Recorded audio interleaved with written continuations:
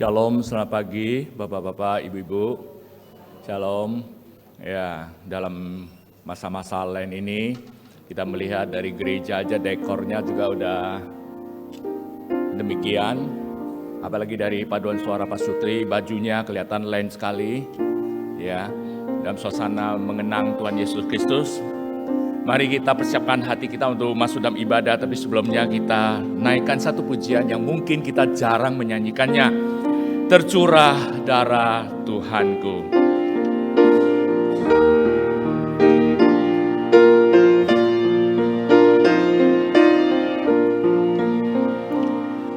Tercurah darah Tuhanku di bukit Golgota, yang mau bertobat ditebus, terhapus dosanya, terhapus dosanya, terhapus dosanya. Yang mau bertobat ditebus, terhapus dosanya. Ya anak domba darahmu, tak hilang kuasanya,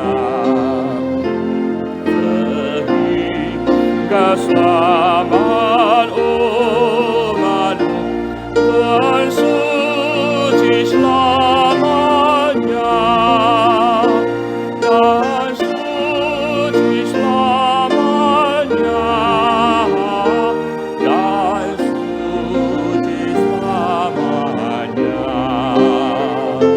sehingga selamat umatmu dan suci selamanya. Musik sekali, main sekali.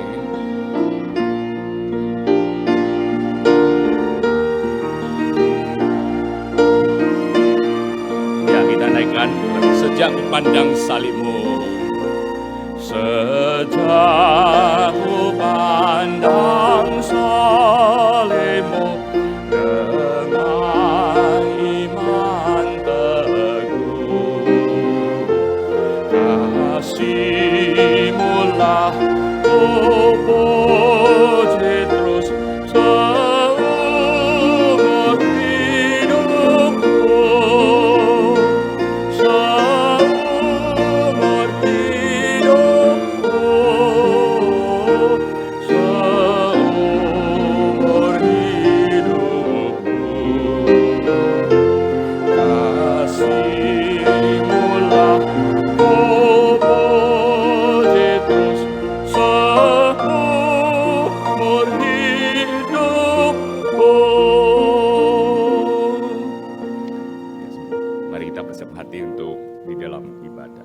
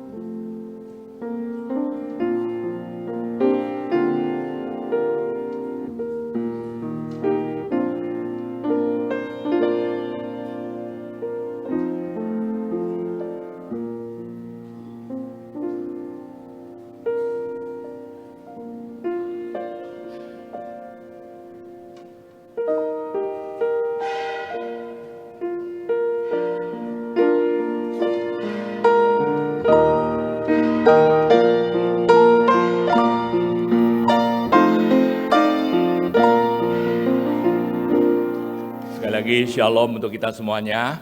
Kita ucap syukur kepada Tuhan, beri kita kesehatan, beribadah bersama-sama di tempat ini. Saya ajak kita semua bangkit berdiri. Bersyukurlah kepada Tuhan, panggilanlah namanya. Beritahukanlah perbuatannya di antara bangsa-bangsa.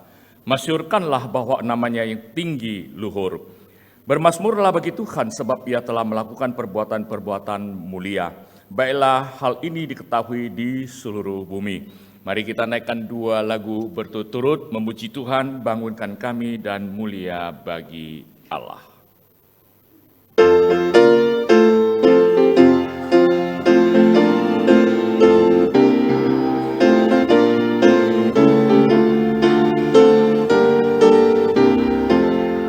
Pujilah Allah, demikian kasih-Nya yang mengutus anaknya tebus dosaku.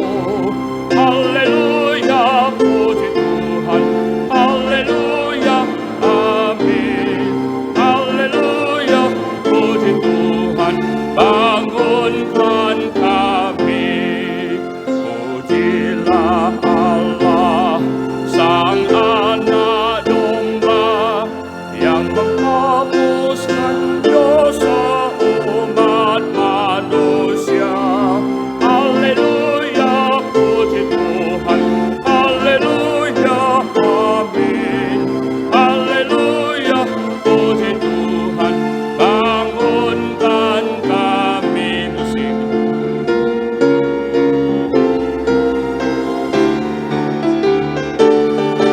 Mulia bagi Allah, kasih-Nya besar, putranya diberikan untuk kaum berdosa.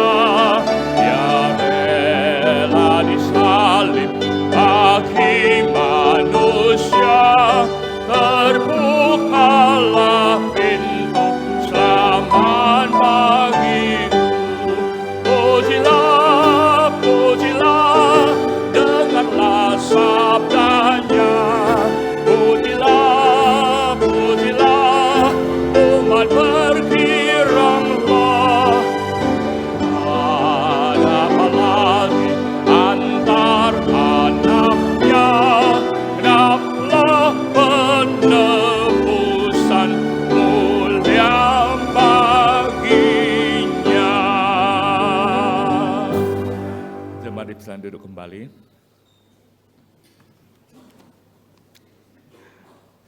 Hanya kasih Tuhan yang dapat menyelamatkan kita. Bukan dengan harta, kekuasaan, ataupun dengan kekayaan kita. Sebuah pujian yang sangat indah sekali yang ditulis oleh James Rowe, Kasih Tuhan Selamatkanku.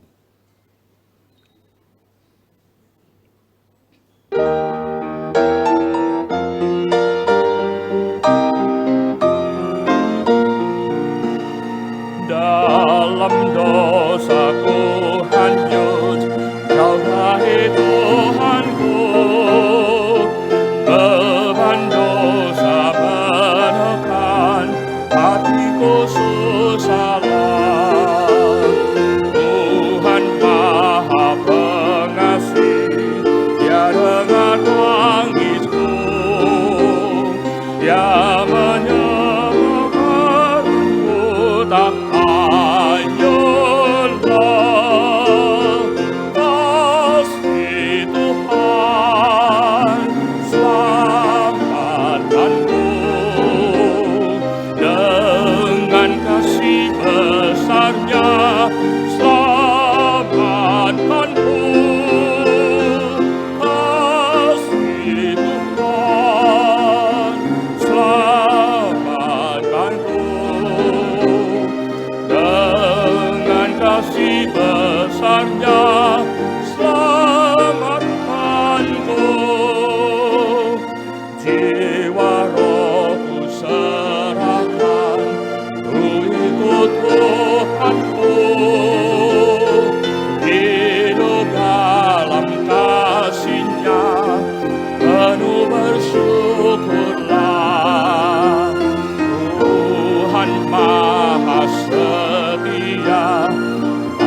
ku pujilah, setia melayani, taat perintahnya. Kasih Tuhan selamatkanku, dengan kasih besarnya selamatkanku. Kasih Tuhan selamatkanku, dengan kasih besarnya selamat. Sekali lagi rapnya, kasih Tuhan. Kasih Tuhan selamatkanku, dengan kasih besarnya selamatkanku. Kasih Tuhan selamatkanku, dengan kasih besarnya selamatkanku. Selanjutnya penuh suara Pak Sutri akan mempersembahkan pujian untuk Tuhan. Persilakan.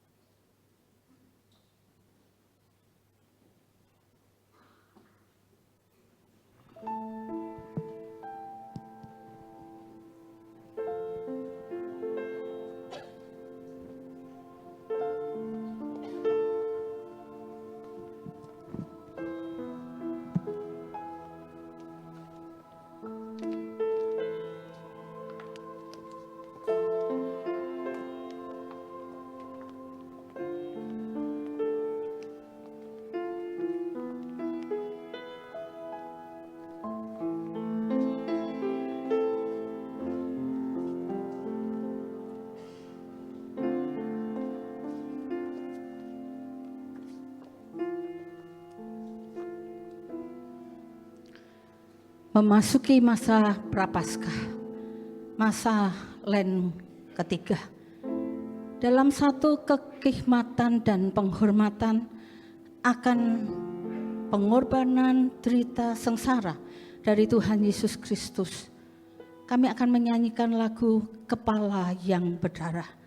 Satu lagu yang mengingatkan kepada kita semua akan penderitaan yang telah ditanggungnya.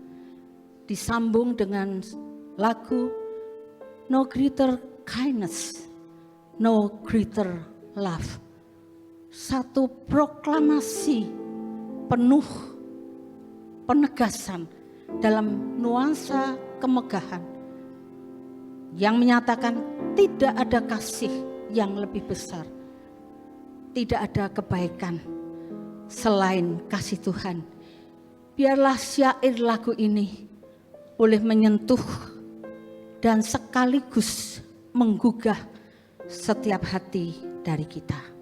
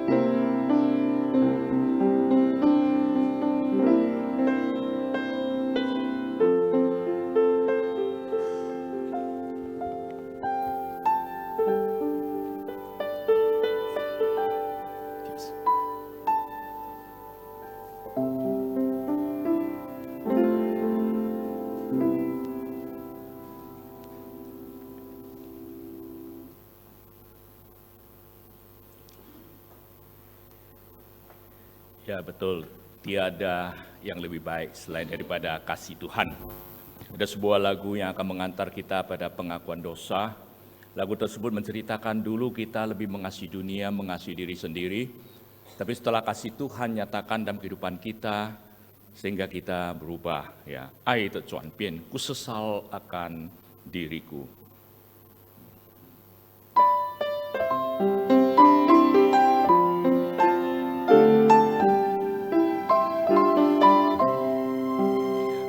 Sesal akan diriku, menentang Tuhan selalu. Acaplah lemah imanku, menolakkan kasih-Mu. Dengan congkak hataku, hanya cinta dirimu. Dengan congkakku berkata, hanya cinta diri. Musik intro. Saya ajak kita panggil berdiri semuanya.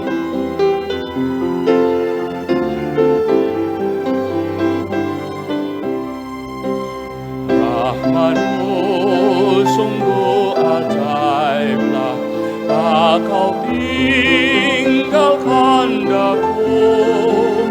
Berdoa bagi seterusnya, darah kudus-Mu diberi. Kataku kepadamu, ku pun mengasihi-Mu. Dan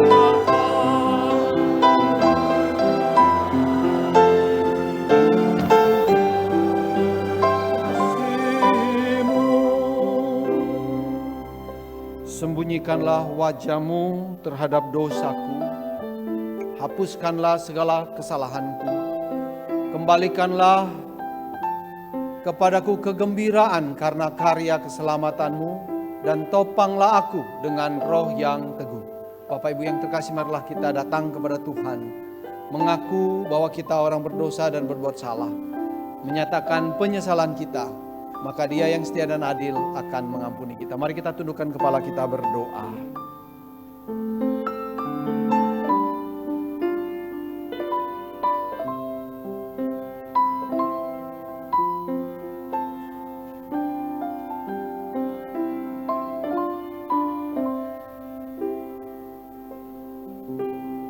Bapa yang maha baik, kami datang mengaku bahwa kami orang berdosa.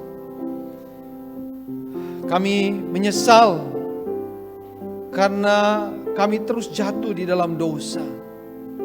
Kami ingin melakukan kehendak-Mu, tapi seringkali kami gagal. Kami tidak bisa pergi kemana-mana. Kami hanya bisa kembali kepada-Mu karena kami yakin akan kasih dan cinta-Mu yang mau menerima kami walaupun kami berdosa, asalkan kami mengaku dosa kami dan kembali kepadamu. Manusia akan menolak kami kalau mereka tahu kami orang berdosa, kami kotor, kami tidak layak dikasihi. Tapi hanya kepadamu saja kami berani kembali karena kami yakin Yesus mati buat kami dan Dia sudah menanggung hukum dosa buat kami. Mohon ampun Tuhan untuk setiap dosa dan salah kami. Kami menyesal, kami mohon kekuatan daripada-Mu agar kami dimampukan untuk menolak keinginan berdosa. Kuatkan kami agar kami selalu mau taat kepada kebenaran-Mu dan bersuka karenanya.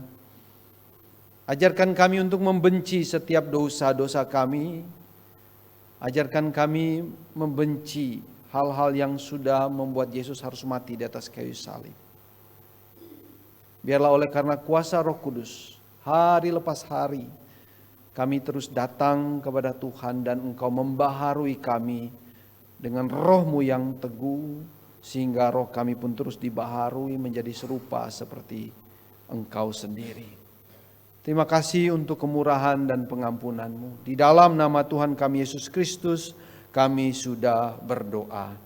Amin. Buat kita semua yang sudah menerima pengampunan dosa, dengarlah janji pengampunan dosa buat kita semua. Melalui Dialah Allah memperdamaikan segala sesuatu dengan dirinya, baik yang ada di bumi maupun yang ada di sorga, sesudah Ia mengadakan pendamaian dengan darah salib Kristus. Marilah kita menyambut pengampunan Tuhan dengan mengangkat pujian ini, bait yang ketiga. Dengan kasih-Mu yang besar, dengan kasih-Mu yang besar, taklukkanlah silaku, jadikan aku milik-Mu, untuk masyhurkan nama-Mu, sandar rahmat kataku, hanya mengasihi-Mu, sandar rahmat-Mu kataku, hanya mengasihi-Mu. Marilah saat ini sambil tetap berdiri bersama dengan semua gereja di sepanjang abad dan tempat, kita mau menyatakan pengakuan iman kita seturut dengan pengakuan iman Rasul yang berkata demikian. Aku percaya kepada Allah, Bapa yang Maha Kuasa, Khalik langit dan bumi, dan kepada Yesus Kristus, anaknya yang tunggal Tuhan kita, yang dikandung dari Roh Kudus, lahir dari anak darah Maria, yang menderita sengsara di bawah pemerintahan Pontius Pilatus, disalibkan, mati dan dikuburkan, turun ke dalam kerajaan maut, pada hari yang ketiga bangkit dari antara orang mati, naik ke sorga, duduk di sebelah kanan Allah, Bapa yang Maha Kuasa, dan dari sana Ia akan datang untuk menghakimi orang yang hidup dan yang mati. Aku percaya kepada Roh Kudus, gereja yang kudus dan am, persekutuan orang kudus, pengampunan dosa, kebangkitan tubuh dan hidup yang kekal. Amin. Jemaat dipersilakan duduk kembali. Firman Tuhan pada pagi hari ini akan diwartakan oleh Guru Injil Gili Chen. Beliau adalah Gembala GKY VTI, salah satu jemaat kita. Kami persilakan.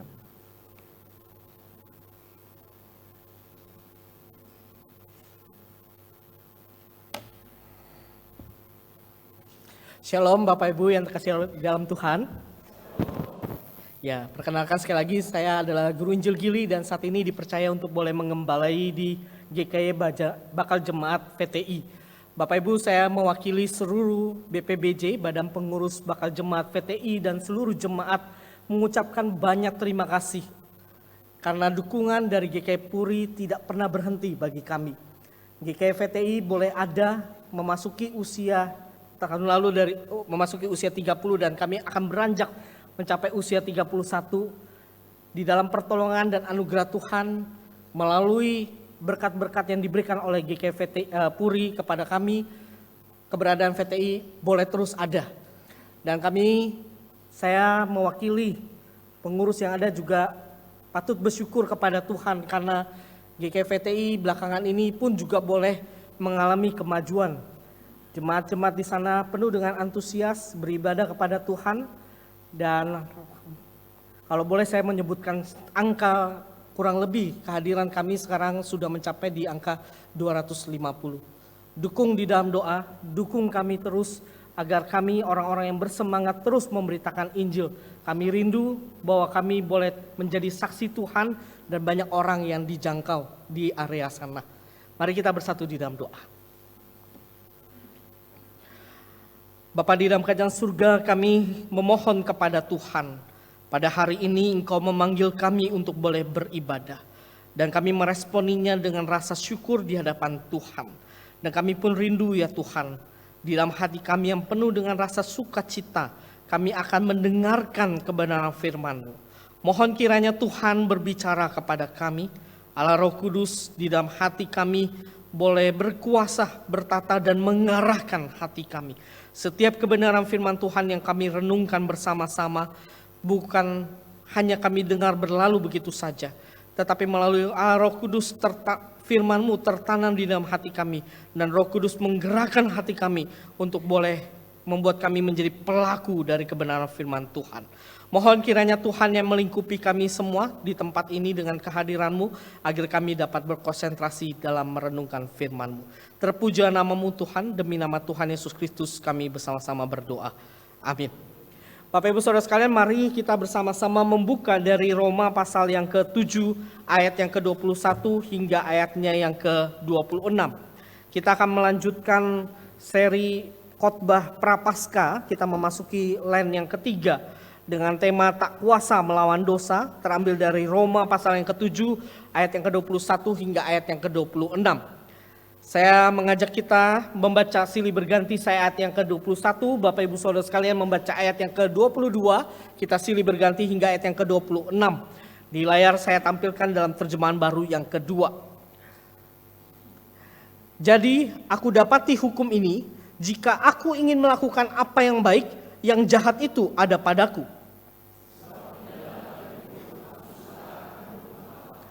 Tetapi di dalam anggota-anggota tubuhku, aku melihat hukum lain yang berjuang melawan hukum akal budiku dan membuat aku menjadi tawanan hukum dosa yang ada di dalam anggota-anggota tubuhku.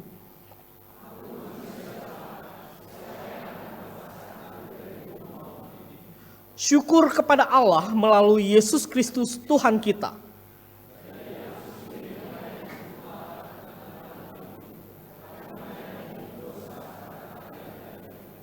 Bapak Ibu Saudara sekalian, suatu kali ada seorang bapak yang baru pulang dari gereja.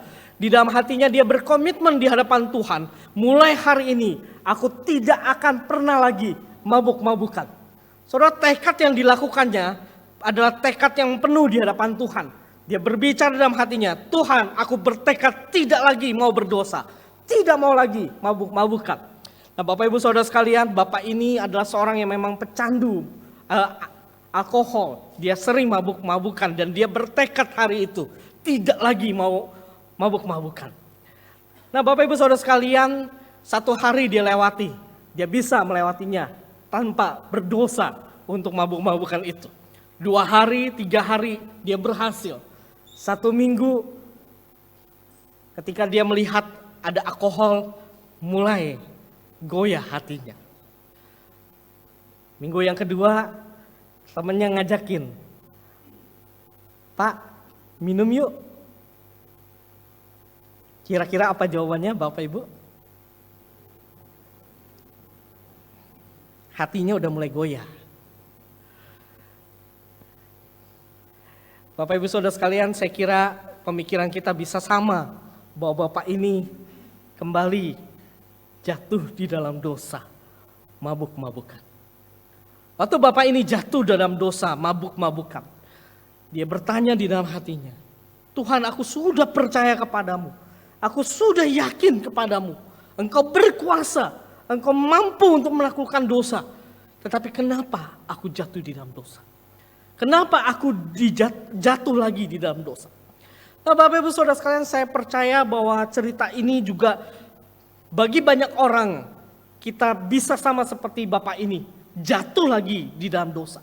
Dan waktu kita jatuh di dalam dosa, Bapak Ibu Saudara sekalian, kita bertanya di dalam hati kita, kenapa aku jatuh? Kenapa aku jatuh? Nah Bapak Ibu Saudara sekalian, saya kira pertanyaan yang seperti ini muncul karena mungkin kita tidak mewaspadai akan dosa. Kita tidak menyadari betapa hebatnya dosa di dalam hidup kita. Sehingga Bapak Ibu Saudara sekalian, pada hari ini saya mau mengajak kita merenungkan tema tak kuasa melawan dosa ini. Bapak Ibu, tema kita pada hari ini mengajarkan kepada kita, membimbing kita kepada satu pertanyaan. Kalau dosa itu begitu dahsyatnya, apa artinya tak kuasa melawan dosa ini?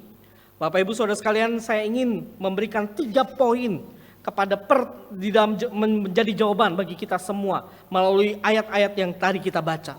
Poin yang pertama Bapak Ibu Saudara sekalian, apa artinya tak kuasa melawan dosa? Yang pertama, sebagai manusia berdosa, kita ini dapat menjadi tawanan dosa.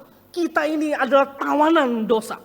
Bapak Ibu Saudara sekalian, tidak ada seorang pun di antara kita yang berani berkata di dalam dirinya, sebagai seorang beriman, kita tidak lagi berdosa. Saya yakin Bapak Ibu Saudara sekalian, hari ini Bapak Ibu Saudara sekalian setuju dengan saya bahwa selama kita masih hidup di dalam dunia ini, kita masih di dalam daging yang fana ini, maka dosa itu akan terus mendorong kita, mendorong hati kita untuk tidak mentaati Allah. Saudara, itulah yang sebenarnya juga disampaikan oleh Paulus di dalam Roma pasal yang ke-7 ayat yang ke-21 hingga ayat yang ke-26. Khususnya Bapak Ibu Saudara sekalian di ayat yang ke-22 sampai 23.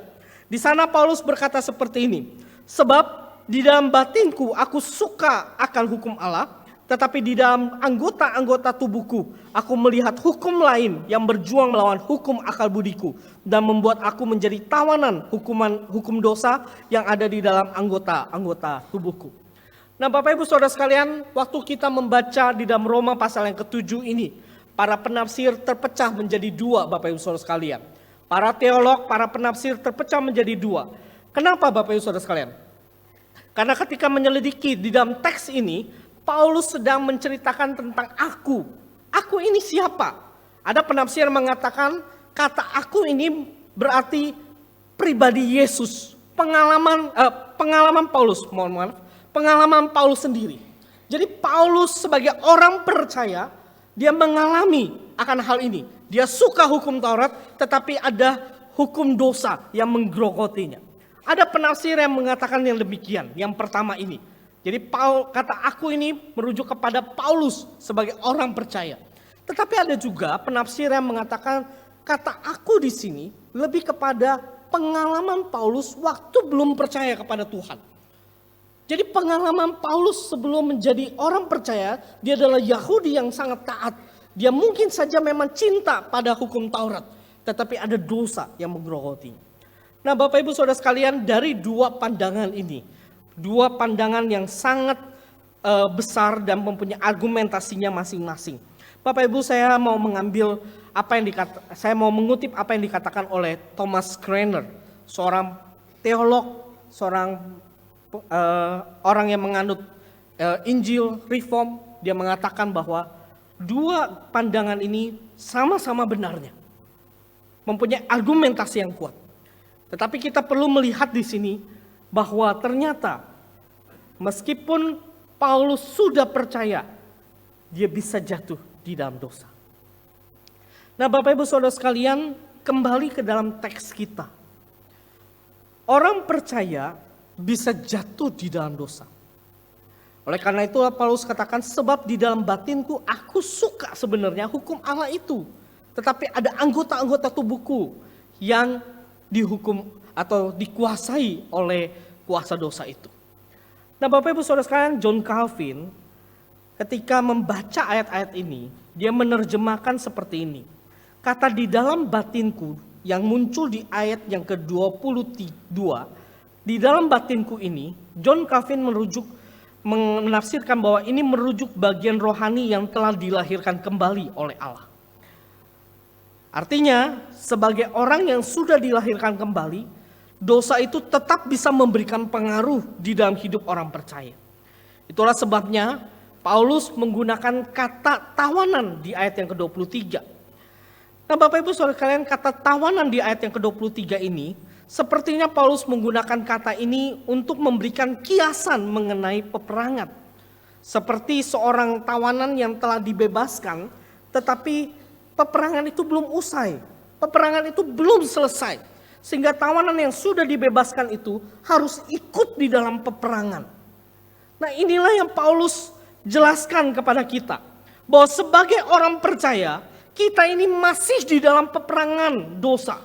Kita masih berperang melawan dosa. Di satu sisi kita ingin hidup benar. Di satu sisi kita ingin hidup jujur. Tetapi di sisi lain dosa itu terus-menerus menggoda kita. Saudara, dilema seperti ini terjadi. Karena dosa itu begitu kuatnya di dalam hati kita. Dan ingin melemahkan iman kita. Nah, Bapak Ibu Saudara sekalian, dosa yang terus-menerus terjadi dan kita biarkan, itu akan menggerogoti dan menjadi penyakit di dalam kerohanian kita. Itu sama seperti gambar ini, Bapak Ibu. Bapak Ibu tahu gambar ini kan? Kayu yang sudah lapuk. Kenapa dia lapuk? Karena biasanya ada seekor binatang kecil yang kita tidak takut. Tapi kalau ada itu di rumah kita sangat mengganggu, yaitu rayap. Bapak Ibu, rayap itu kalau ada di rumah kita, wah sangat mengganggu. Apalagi hari-hari ini rumah kita dibasahi oleh hujan ya.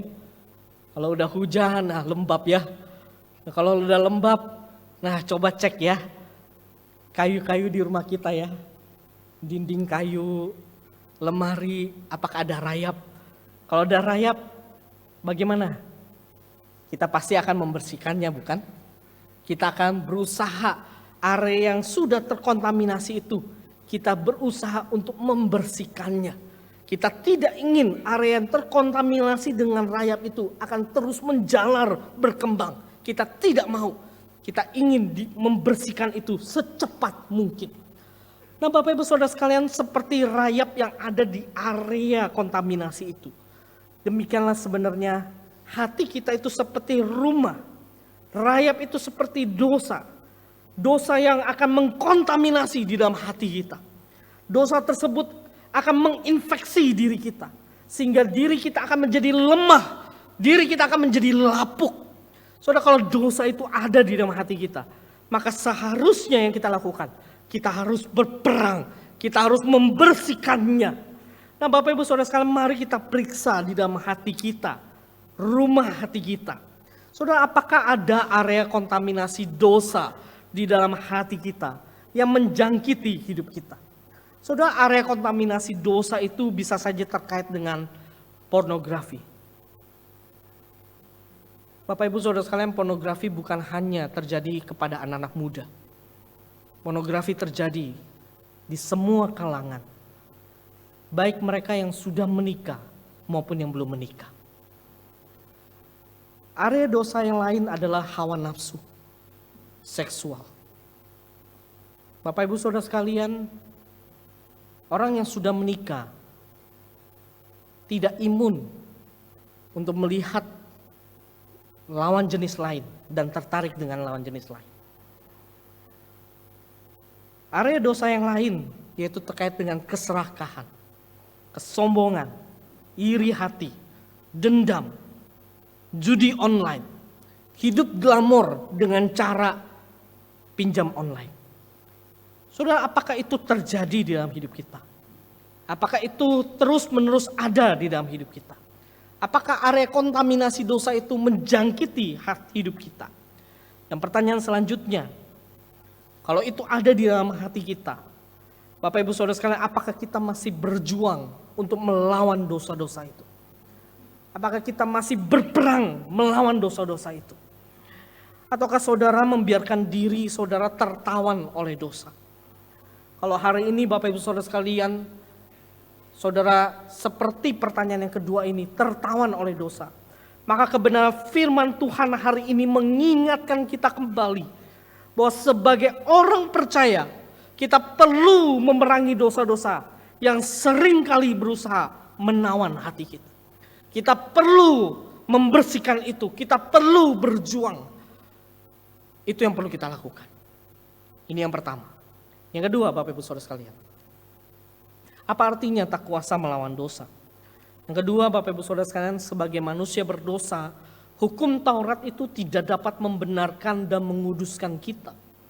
Hukum Taurat tidak dapat membenarkan dan menguduskan kita. Bapak Ibu Saudara sekalian, telah saya jelaskan di poin yang pertama, bahwa sebagai orang percaya kita masih berperang melawan dosa. Apakah peperangan melawan dosa ini menandakan bahwa sebagai orang percaya kita masih berada di dalam kutukan dosa, yaitu maut itu? Apakah dengan berperang melawan dosa itu berarti kita masih di bawah pengaruh kutukan dosa, yaitu maut itu? Saudara, untuk menjawab pertanyaan ini, saya kira kita perlu melihat tulisan Paulus bukan hanya dalam pasal 7 ayat 21 sampai ayat yang ke-26. Kita perlu melihat konteks yang lebih luas apa yang dikatakan oleh Paulus di dalam pasal sebelumnya. Bapak Ibu Saudara sekalian, di dalam pasal 6, khususnya ayat yang ke-8, 9 dan ayat 14, Paulus berkata seperti ini. Jadi Karena kita telah mati dengan Kristus, kita percaya bahwa kita akan hidup juga dengan Dia. Sebab kita tahu bahwa sesudah dibangkitkan dari antara orang mati, Kristus tidak mati lagi, maut tidak berkuasa lagi atas Dia. Ayat 14 ayat yang pasal yang ke-6.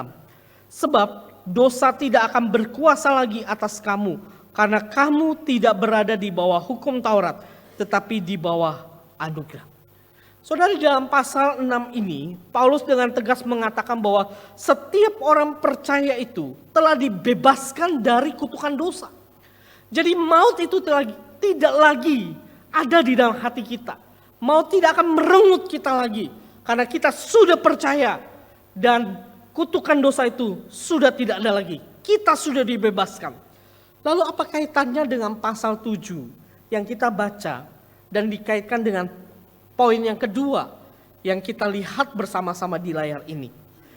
Bapak Ibu Saudara sekalian, di pasal yang ke-7 ini, kalau kita baca secara keseluruhan, Paulus sebenarnya sedang menguraikan pengalamannya sendiri dalam menaati hukum Taurat. Saudara, bagi Paulus, hukum Taurat itu adalah pemberian Tuhan. Hukum Taurat itu mengungkapkan kehendak Allah. Hukum Taurat itu mengungkapkan sifat-sifat Allah sebenarnya. Maka Bapak Ibu Saudara sekalian, Paulus katakan seperti ini di ayatnya yang ke-22 itu. Sebab di dalam batinku aku suka akan hukum Allah. Karena hukum Allah itu bersifat rohani. Karena hukum Allah itu pemberian dari Tuhan.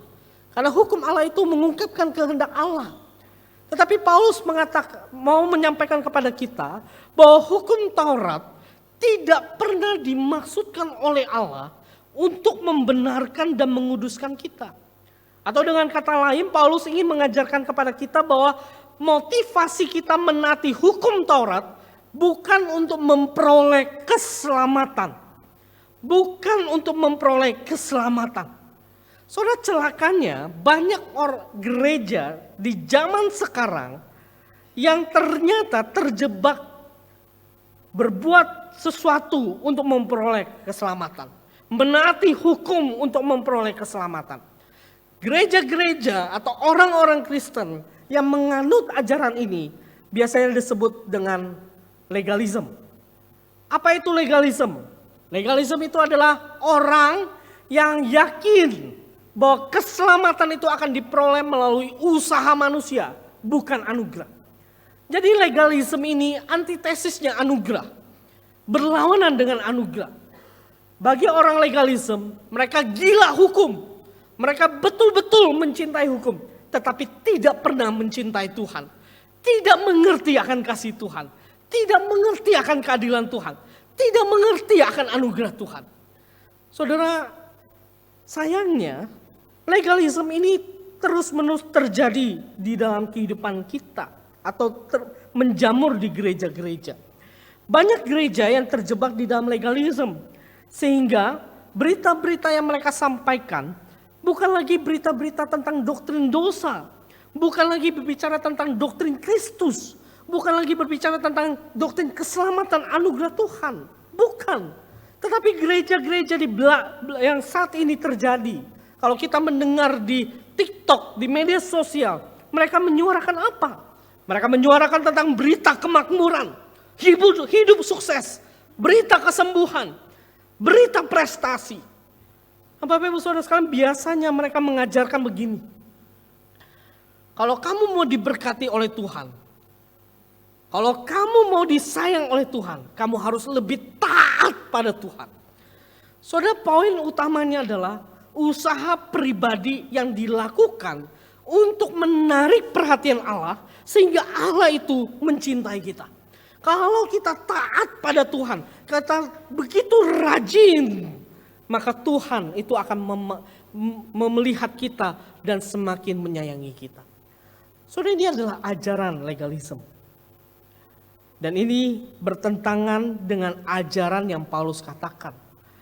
Paulus ingin mengatakan bahwa hukum Taurat itu bukan untuk keselamatan kita.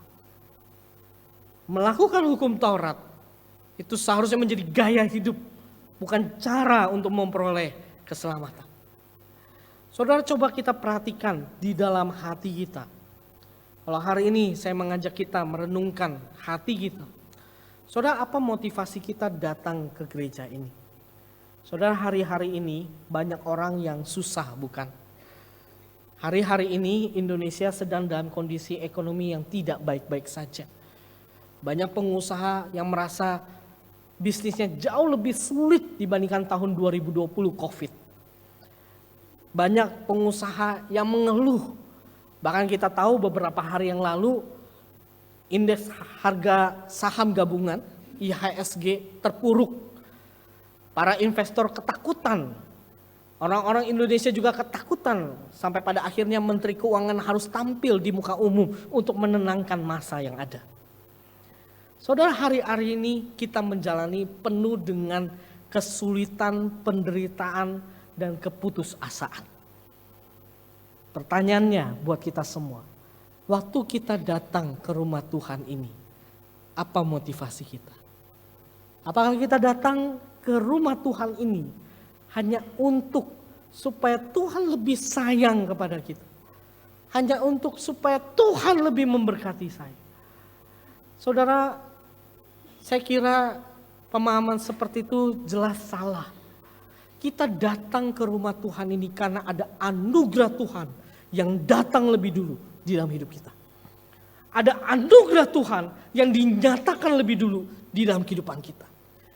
Jauh sebelum ada hukum Taurat, ada anugerah yang Tuhan nyatakan bagi kita. Anugerah Tuhan tidak memandang siapa diri kita, apa yang kita lakukan. Anugerah Tuhan itu diberikan secara cuma-cuma kepada kita. Dan Dia mengasihi kita apa adanya, bukan dengan ada apanya. Saudara, Tuhan mengasihi kita. Sehingga seharusnya kita datang ke rumah Tuhan ini sebagai respon bahwa Tuhan sudah mengasihiku. Dan aku meresponi kasih Tuhan itu. Bukan datang ke rumah Tuhan supaya saya bisa diselamatkan. Bukan datang supaya Tuhan lebih sayang kepada kita. Bukan itu. Tetapi kita harusnya meresponi dengan rasa syukur karena ada anugerah Tuhan. Nah, Bapak Ibu Saudara sekalian, beberapa waktu yang lalu di GKI VTI kami mengadakan sebuah pembinaan. Ini tepatnya minggu kedua bulan Maret, jadi masih hangat ya Bapak Ibu. Kami mengadakan pembinaan terkait dengan afterlife, yaitu kehidupan setelah kematian. Jumlah total jemaat kami 250 dan yang hadir pada saat itu mencapai 100-an. Itu artinya hampir 50% jemaat itu hadir di dalam pembinaan ini. Mereka haus akan firman Tuhan. Mereka rindu untuk belajar firman Tuhan. Maka tadi saya katakan ini adalah orang-orang yang bersemangat. Dukung kami di dalam doa. Dukung kami terus. Bapak Ibu Saudara sekalian, waktu di dalam seminar ini menariknya ada banyak pertanyaan-pertanyaan tentang kehidupan. Apakah kalau saya mati masuk surga? Apakah waktu saya mati saya akan kembali ke rumah Bapa? Apakah itu melalui anugerah Tuhan atau melalui perbuatan baik? Bapak Ibu Saudara sekalian, saya jelas mengatakan di dalam Alkitab kita, anugerah Tuhan itulah yang lebih dulu datang di dalam hidup kita. Sehingga keselamatan itu bukan melalui perbuatan kita, bukan karena kita memenuhi hukum Taurat itu. Hukum Taurat tidak pernah bisa membenarkan kita. Tetapi ada anugerah Tuhan sehingga kita bisa diselamatkan. Ini yang kedua. Yang ketiga, yang terakhir. Apa artinya tak kuasa melawan dosa? Yang ketiga, yang terakhir. Dikatakan sebagai manusia berdosa, kita telah dibebaskan oleh Kristus. Kristus datang untuk membebaskan kita. Bapak Ibu Saudara sekalian, kembali di dalam pembacaan Roma pasal ke-7 ayat 21 sampai ayat yang ke-26. Tadi kita telah melihat ayat 22 sampai ayat yang ke-23. Paulus katakan, aku senang hukum Taurat, tetapi hukum Taurat itu tidak bisa mengubah aku. Dosa tetap menawan aku. Dosa itu tetap menghampiri aku. Kalau seperti itu, apa yang harus aku lakukan? Paulus katakan di ayat yang ke-24. Aku manusia celaka. Siapa yang akan melepaskan aku dari tubuh maut ini? Paulus katakan seperti itu. Dan jawabannya ada di ayat yang ke-25. Syukur kepada Allah melalui Yesus Kristus Tuhan kita. Bapak Ibu Saudara sekalian, keselamatan itu datangnya dari Tuhan. Kristuslah yang membebaskan kita. Kristuslah yang memampukan hidup kita sehingga kita tidak lagi tertawan oleh dosa. Nah, Bapak Ibu Saudara sekalian, waktu manusia pertama diciptakan dan manusia pertama jatuh di dalam dosa, kita melihat ada rencana Tuhan bahwa suatu kali kelak akan ada keturunan perempuan, yaitu Mesias yang akan hadir untuk menyelamatkan kita. Nah, Bapak Ibu Saudara sekalian, ini memperlihatkan bahwa Tuhan lebih dulu sayang kepada kita. Tuhan mengasihi kita meskipun kita sudah jatuh di dalam dosa. Seburuk apapun hidup kita, sebobrok apapun hidup kita, Tuhan tetap sayang di dalam hidup kita. Kalau hari ini Bapak Ibu Saudara sekalian masih meragukan Tuhan, kalau hari ini saudara masih kurang yakin akan kasih Tuhan, saudara, firman Tuhan mengatakan bahwa Tuhan sayang kepada kita. Tuhan begitu mengasihi kita meskipun kita sudah berkali-kali mengkhianati Dia, sudah berkali-kali melawan Dia, tetapi Tuhan tetap sayang kepada kita. Nah, Bapak Ibu Saudara sekalian, rasa sayang Tuhan yang Dia nyatakan kepada kita, Dia bukan memberikan amnesti di dalam hidup kita. Saudara tahu amnesti? Amnesti itu adalah menihilkan kesalahan. Saudara, hari-hari ini kita disibukkan dengan melapor pajak ya. Betul? Ya. Dan kita mendengar sepertinya pemerintah mungkin mau mengadakan teks amnesti lagi katanya. Sehingga kita tahu kata amnesti itu berarti menihilkan kesalahan, ada pengampunan di sana. Saudara, amnesti itu Allah tidak pernah memberikan amnesti kepada kita. Maksudnya apa? Maksudnya begini.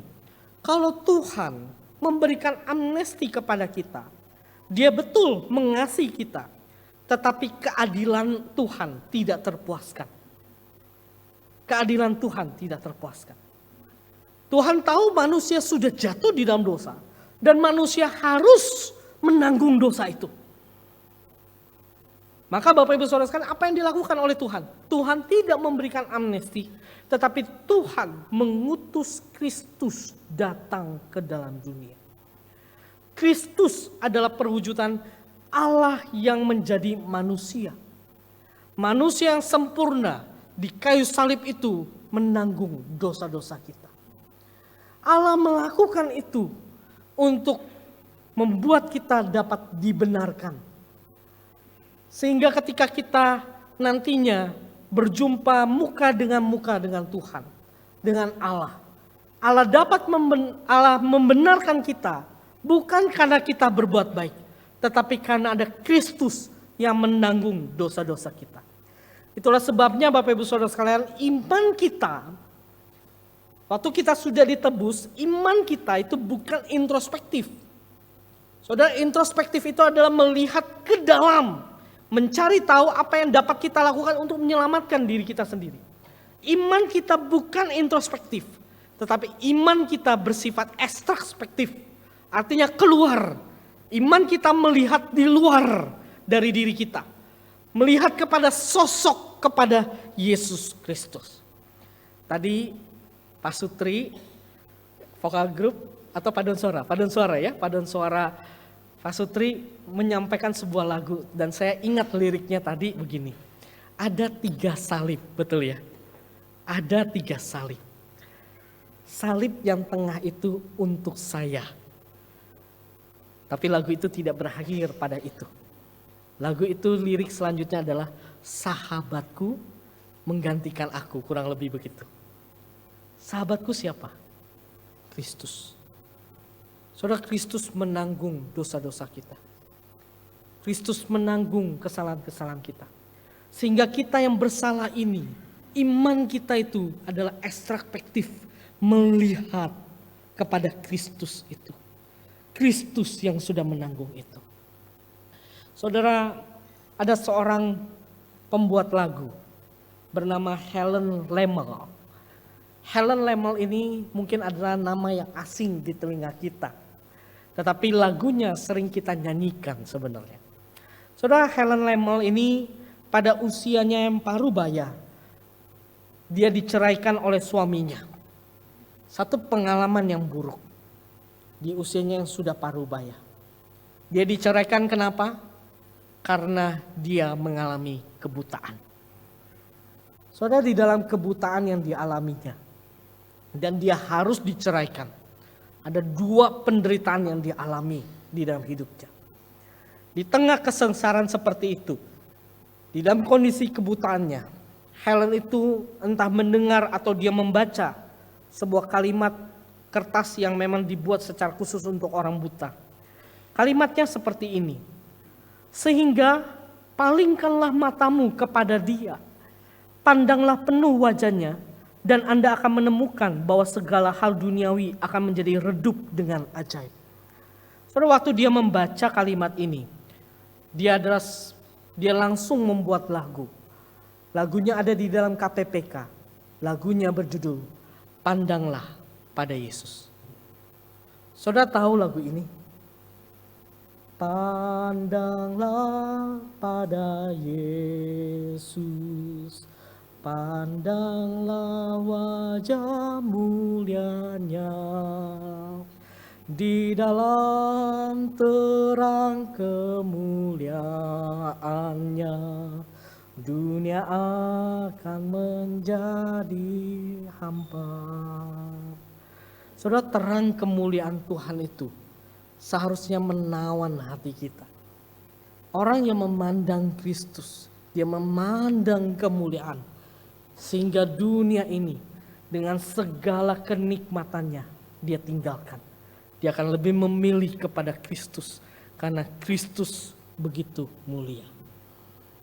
Saudara, hari ini saya mengajak kita, kalau Kristus sudah membebaskan kita, maka seharusnya kita tidak lagi bermain-main dengan dosa. Hari ini firman Tuhan mengingatkan kita bahwa kita sudah dibebaskan dari kuasa dosa. Bukan melalui ketaatan kita, tetapi dengan percaya kepada Kristus, dengan memandang kepada Dia. Iman kita ekstraspektif, melihat keluar, melihat kepada Dia. Dan ketika kita melihat kemuliaannya, melihat pengorbanannya yang begitu ajaib, maka kita seharusnya tidak lagi bermain-main dengan dosa. Malahan kita akan terus berperang melawan dosa-dosa ini. Yang pada akhirnya Bapak Ibu Saudara sekalian, saya mengutip dari seorang bernama Sen Senjaya. Dia menuliskan sebuah buku, Menghidupi Injil dan Menginjili Hidup. Dia mengatakan seperti ini di dalam bukunya. Selama orang percaya masih menempati tubuh berdosa ini dalam dunia yang berdosa, kita tidak pernah menjadi tanpa dosa. Tetapi kita dimampukan untuk berjuang melawan dosa, sehingga dosa itu semakin berkurang, semakin berkurang. Saudara, mari kita berperang melawan dosa-dosa itu. Terang kemuliaannya bersama dengan kita, menerangi hati kita. Dan di dalam peperangan itu kita tidak sendirian. Ada Kristus yang sudah menang, menemani dan menyertai dalam perjalanan hidup kita. Mari kita berdoa.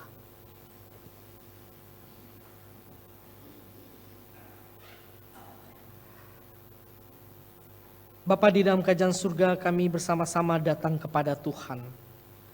Kami bersyukur pada hari ini kebenaran firman Tuhan meneguhkan kami, bahwa kami telah dibebaskan dari kuasa dosa dan maut tidak lagi berkuasa atas hidup kami.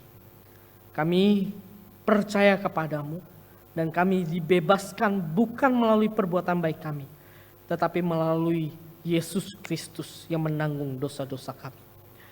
Iman kami adalah iman yang ekstraspektif, melihat ke dalam diri Engkau ya Tuhan, bukan melihat ke dalam diri kami. Kami memohon Tuhan, di dalam perjalanan kami ke depannya, kami sadar kami masih di dalam kedagingan dan mungkin kami bisa jatuh di dalam dosa. Tetapi biarlah sinar kemuliaan Tuhan menerangi hati kami, sehingga kami semakin sadar akan dosa-dosa kami dan kami mau meninggalkan itu semua dengan pertolongan dari Tuhan. Terima kasih untuk kebenaran firman-Mu. Kami bersyukur kepada Engkau. Demi nama Tuhan Yesus Kristus kami berdoa. Amin.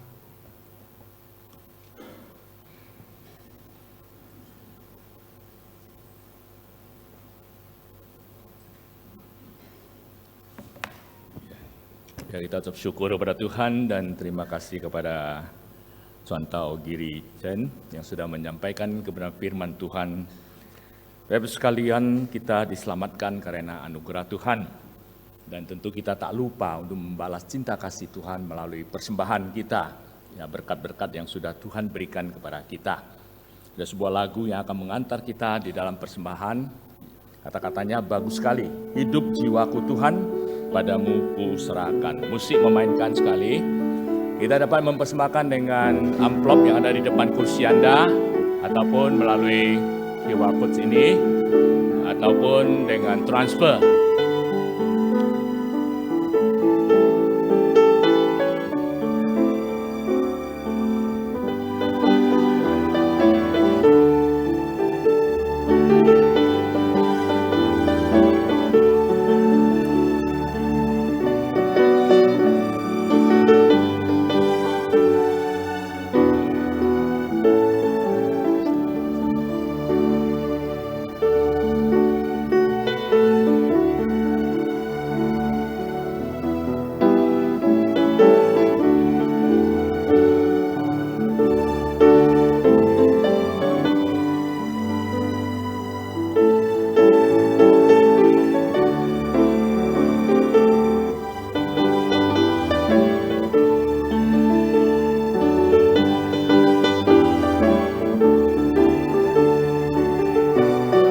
Kita siapkan lagu tersebut ya.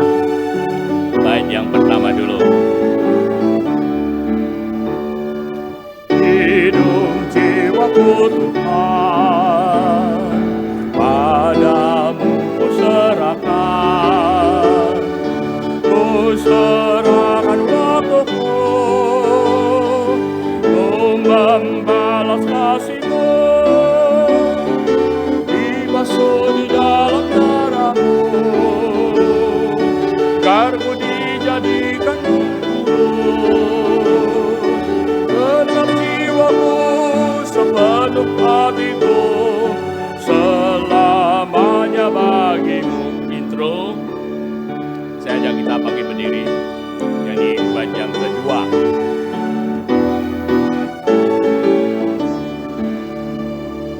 Seturut kehendak-Mu,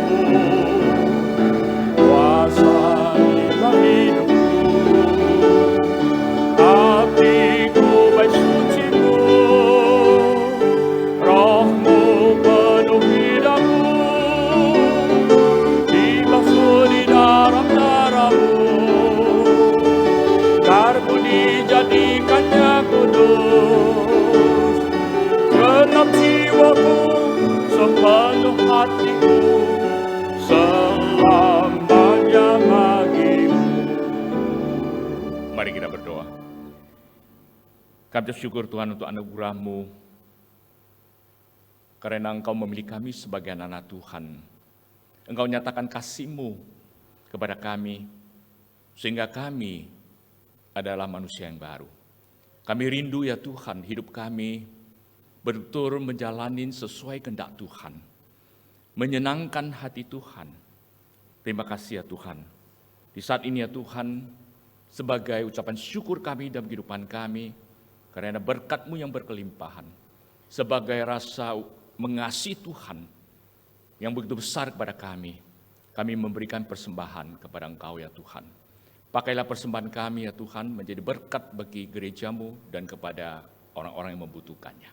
Di dalam nama Tuhan Yesus Kristus kami berdoa dan ucap syukur. Amin. Jemaat dipersilakan duduk kembali.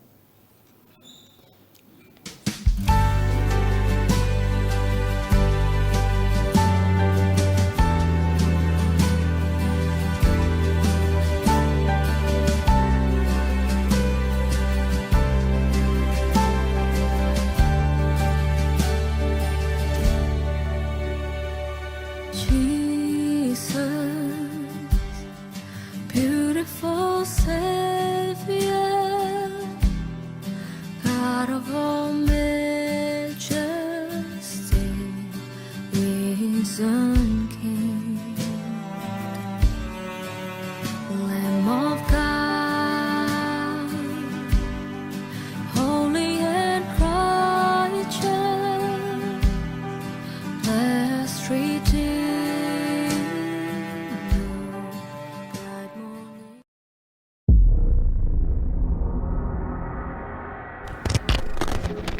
Aku sering mikir, hidup begini ya. Banyak banget masalahnya. Teman-teman aku tuh seru, tapi kok aku nggak nyambung ya. Sekolah susah banget, di rumah sendiri doang, capek, gak enak. And I'm struggling with something now. I need help. Aku mau cerita, but they won't understand. Nobody will. Hidup aku begini, stuck like this. Mau sampai kapan?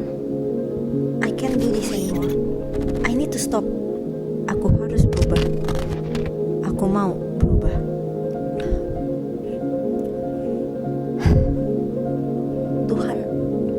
Tuhan, aku harus ngapain? Shalom, selamat siang Bapak Ibu yang terkasih dalam Tuhan Yesus. Maaf, selamat pagi, masih pagi ya. Baru jam 9 ya, seakan-akan udah jam 12. Senang sekali kita bisa bertemu kembali di sini untuk beribadah bersama-sama. Kita bersyukur kepada Tuhan yang sudah memberikan kita kekuatan.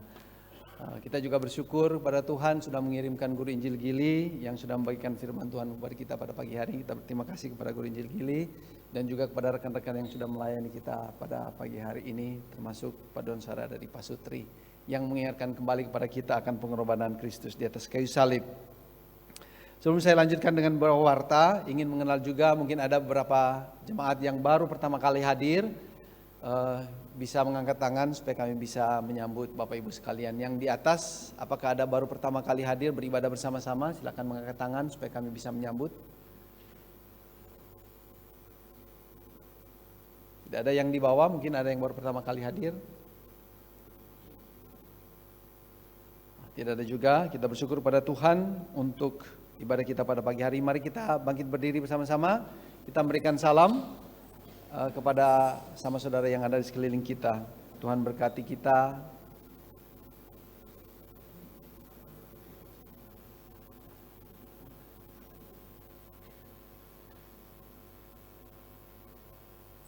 Silakan duduk kembali Bapak Ibu yang terkasih.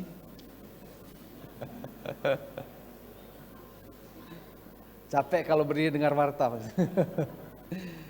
Beberapa warta tambahan atau penekanan yang perlu kita perhatikan bersama-sama. Yang pertama, minggu depan ya, Komisi Sekolah Minggu hanya akan diadakan sekali jam 8 pagi. Orang tua harap memperhatikan ini agar jangan sampai membawa anak-anak dalam ibadah yang kedua, dalam ibadah jam 10.30 ya. Karena yang sekolah minggu cuma sekali aja jam 8 pagi. Yang kedua, retret sekolah minggu ya akan diadakan pada tanggal 23 sampai 25 Juni. Yang akan diadakan di Moria Hills Retreat Resort, Gading Serpong. Biayanya early bird 450.000 sekian, berlaku sampai tanggal 27 April. Harga regulernya 550.000 sekian sampai tanggal 1 Juni. Pendaftaran dapat dilakukan dengan scan QR atau juga bisa langsung menghubungi Guru Injil Eti. Buat Bapak Ibu sekalian jangan lupa untuk membawa anak-anaknya ikut retret sekolah minggu ini. Yang berikutnya, Komisi Doa mengundang kita semua untuk ikut berpuasa. Kalau 2 minggu yang terakhir, 2 minggu belakangan kita tidak berpuasa menahan lapar, tapi berpuasa menahan emosi negatif, berpuasa gadget, sosial media maksudnya. Nah kali ini kita kembali akan berpuasa untuk menahan lapar. Ya, tapi bukan berarti bahwa kita tahan makan saja Bapak Ibu yang terkasih. Tapi maksudnya adalah supaya kita tidak makan, supaya lebih berfokus kepada hal-hal rohani, berfokus kepada Tuhan. Waktu untuk makan tidak dipakai untuk makan, tapi untuk baca firman Tuhan misalnya. Ya. Mari saya ajak kita untuk ikut berpartisipasi di dalam doa Rabu tanggal 26 Maret yang akan datang dengan berpuasa menahan lapar. Demikian warta pada pagi hari ini.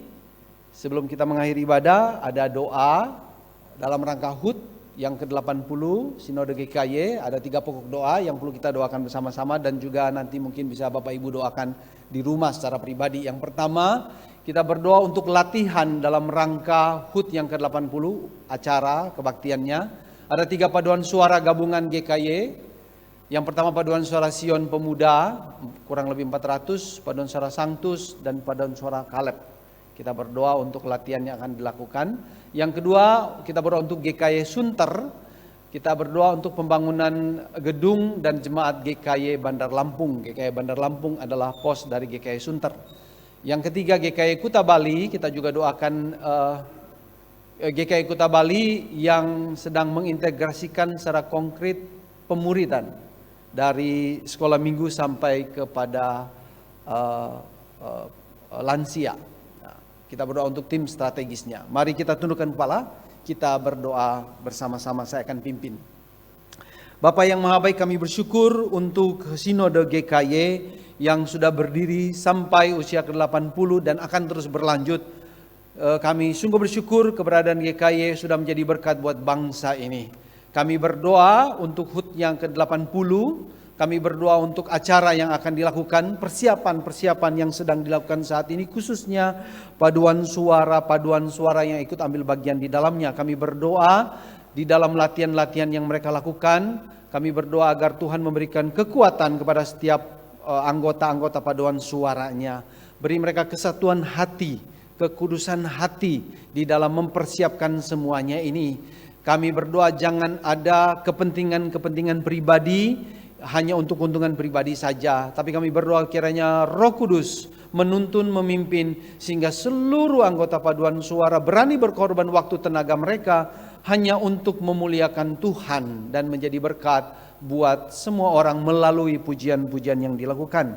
Kami berdoa untuk setiap konduktornya, pemusiknya, Tuhan memberikan kekuatan, kesehatan kepada mereka sekalian. Kami juga mau berdoa untuk GKY Bandar Lampung yang sedang membangun bangunan yang baru. Kami berdoa Tuhan bekerja melalui setiap persiapan yang dilakukan, dana yang mereka miliki, tangan-tangan yang sudah memberi, yang terus akan memberi, para tukangnya, para desainernya, arsitek, semuanya. Kami berdoa Tuhan yang memimpin mereka semua agar bangunan yang dihasilkan sungguh-sungguh indah dan membuat jemaat nyaman, senang untuk beribadah. Kami berdoa untuk setiap jemaat GKY Bandar Lampung agar mereka semakin mengasihi Tuhan, bertumbuh di dalam pengenalan akan Tuhan. Demikian juga kami menyerahkan GKY Kuta Bali yang sedang mengatur untuk mengintegrasikan gerakan pemuridan untuk semua jemaat Tuhan dari yang kecil sampai yang tua. Kami berdoa untuk tim strategisnya, Tuhan berikan hikmat bijaksana kepada mereka, kesatuan hati, kerjasama yang baik, sehingga apa yang mereka pikirkan bisa mereka implementasikan untuk pembangunan tubuh Kristus di GKY Bali, sehingga gereja ini boleh menjadi terang, semakin terang, sehingga orang-orang boleh datang berbondong-bondong, khususnya yang belum mengenal Kristus dan beribadah dan mengenal Kristus dan diselamatkan. Kami juga tidak lupa berdoa untuk gereja kami ini, ya Tuhan, gereja kami juga akan membangun gedung yang baru. Kami bersyukur untuk penyertaan Tuhan selama ini. Kami terus berdoa Tuhan memimpin gereja kami ini, panitia, tim pembangunan, semuanya boleh memikirkan, bekerja bersama-sama. Kami berdoa agar Tuhan mencukupkan dana yang ada untuk pembangunan ini. Orang-orang yang terlibat di dalamnya, bagian hukum apa saja, kami serahkan ke dalam tangan Tuhan agar mereka bekerja seturut dengan kehendak Tuhan, seturut dengan keinginan Tuhan. Kami menyerahkan setiap kami jemaat-jemaat GKY Puri Indah, khususnya yang beribadah pada pagi hari ini di tempat ini. Tuhan memberikan kami kekuatan untuk mengikuti Tuhan, untuk belajar mengenal Tuhan dalam dinamika kehidupan kami, baik dalam senang kami maupun dalam sedih kami. Biarlah di dalam semuanya itu kami melihat karya Tuhan yang ajaib, yang senantiasa menopang dan memimpin kehidupan kami, sehingga kami terus bersuka cita dalam keadaan apapun. Kami bersyukur ya Tuhan untuk berkat-berkat yang Tuhan sudah berikan kepada kami. Segala hormat kemuliaan hanya bagi nama Tuhan. Di dalam nama Tuhan kami Yesus Kristus kami sudah berdoa. Amin. Mari kita sama-sama bangkit berdiri. Segala kemuliaan hanya bagi nama Tuhan. Doksologi. Puji Allah. Bapa, Putra, puji Allah, Roh Kudus, ketiganya yang esa. Pohon selamat, sumber berkah.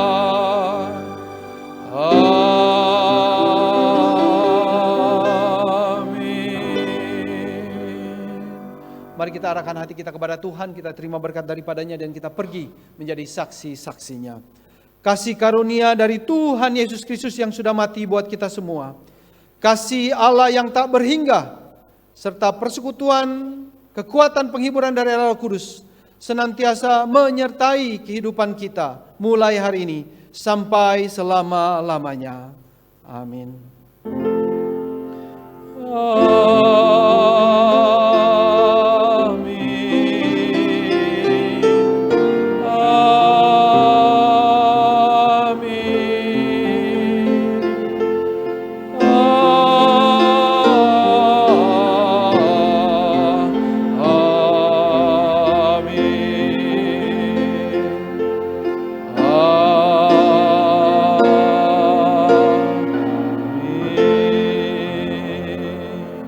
Silakan duduk. Saat teduh, ibadah kita sudah selesai. Tuhan berkati kita semua.